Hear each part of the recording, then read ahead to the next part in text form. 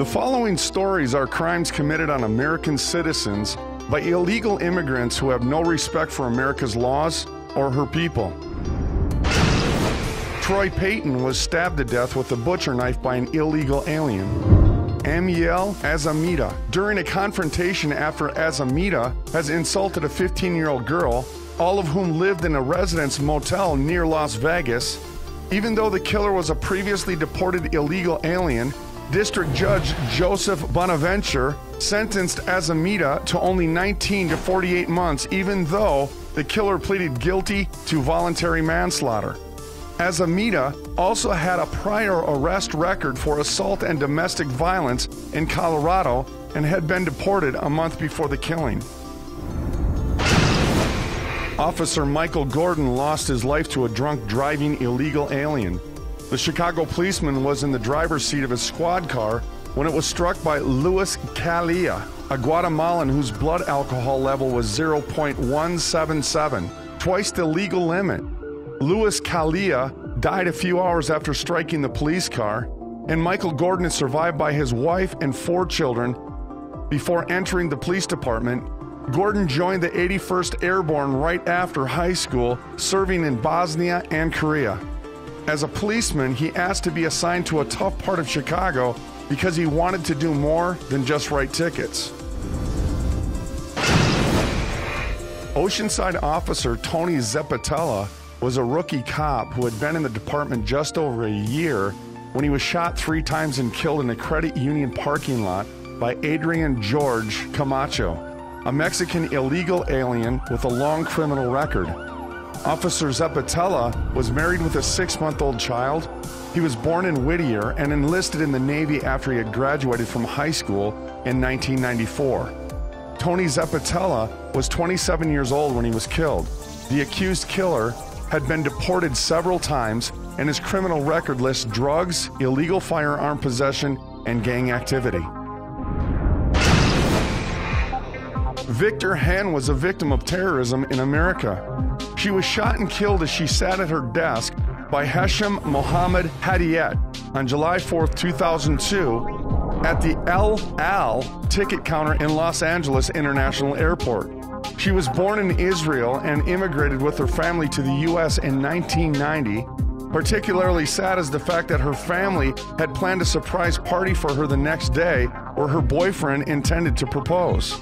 The LAX shooter was born in Egypt and lived here for a time as an illegal alien and was even considered for deportation until he got lucky when his wife won the diversity lottery. Sister Helen Chaska was murdered in late summer 2002 by being strangled with her rosary beads. The beads were found embedded in her neck. She was also raped, as was another nun who accompanied Sister Helen during walking prayers. Both women were in Klamath Falls, Oregon, doing missionary work when the crimes occurred. Her accused murderer is Maximiliano Asperez, who is in the United States illegally and was convicted in 1988 of robbery and kidnapping in Los Angeles. He was sentenced to 6 years in prison, was released in 1992, and was on probation until 1995. By law, this man should have been deported to Mexico after his release in 1992. Instead, the INS allowed him to remain in the United States and then and only then to commit even more heinous crimes. 18-year-old Trisha Taylor of Detroit was in court in December 2002 to hear the plea of the illegal alien who caused her to lose both legs above the knees. Jose Carcamo was driving under the influence, 0.08% blood alcohol level, and speeding when he drove over a curb and smashed Taylor into a wall. One report stated that Carcamo has had 17 violations since 1995. Another noted that he was drag racing at the time of the crash. It is agreed that the car was traveling between 50 and 75 miles per hour on a street posted for 25 miles per hour. The INS has twice begun deportation proceedings against Carcamo to return to El Salvador, but regrettably did not follow through. Carcamo will be out of jail in a few years, but Trisha Taylor faces a lifetime of pain and disability because of another failure of the INS to remove a dangerous alien. The lives of many law enforcement officers have been lost at the criminal hands of violent illegal aliens. One such was David March, a Los Angeles County sheriff, who was killed when he pulled over a car for a routine traffic stop. The driver was a dangerous Mexican drug dealer, Armando Garcia, who had been deported twice and has a long history of violent crime.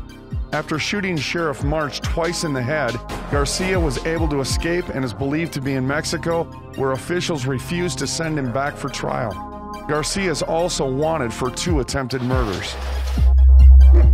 Without question, America is comprised of immigrants from all over the world, and America welcomes them. However, they must come in abiding by the laws of the land that they wish to be a part of, because there's no other way.